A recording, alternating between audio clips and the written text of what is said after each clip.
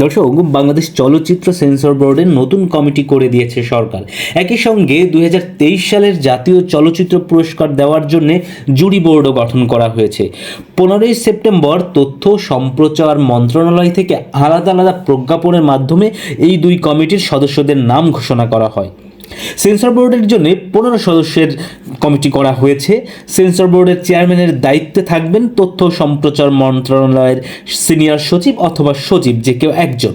এই কমিটির সদস্য সচিবের দায়িত্ব পেয়েছেন বাংলাদেশ চলচ্চিত্র সেন্সর বোর্ডের ভাইস চেয়ারম্যান।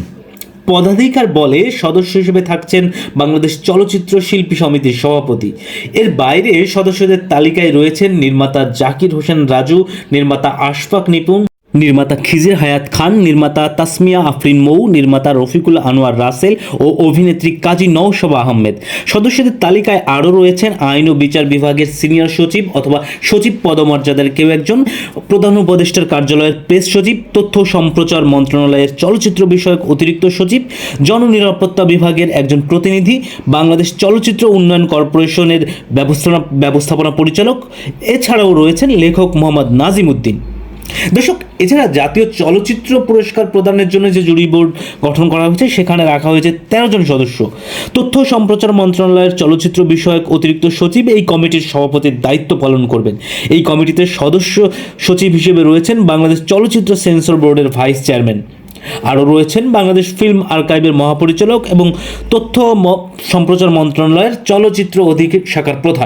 জুরি বোর্ডের অন্যান্য সদস্যরা হলেন অভিনেতা ইলিয়াস কাঞ্চন, নির্মাতা জাহিদুর রহিম অঞ্জন, সঙ্গীত পরিচালক প্রিন্স মাহমুদ, চিত্রগ্রাহক বরকত হোসেন, অভিনেত্রী অপি করিম, গায়িকা নাজমুন মুনিরা ন্যান্সি। এছাড়াও জুরি বোর্ডের সদস্য হিসেবে রয়েছেন ঢাকা বিশ্ববিদ্যালয়ের টেলিভিশন, ফিল্ম ও ফটোগ্রাফি বিভাগের সভাপতি এস.এম. ইমরান হোসেন, রয়েছেন বিএফডিসির ব্যবস্থাপনা পরিচালক এবং এই কমিটির সদস্য হিসেবে রয়েছেন সাংবাদিক ওয়াহিদ সুজন। দর্শক, এই কমিটি 2023 সালের জন্য মোট 28টি শাখায় জাতীয় চলচ্চিত্র পুরস্কারের জন্য কলাকুশলীদের নাম সুপারিশ করবে। দর্শক, এই দুই কমিটি বিতর্কের ঊর্ধ্বে থেকে কাজ করবে বলে আমরা আশায় রইলাম। সাবস্ক্রাইব করে আমাদের সঙ্গেই থাকুন। কথা হবে নতুন কোনো ভিডিওতে। সেই পর্যন্ত ভালো থাকুন সকলে।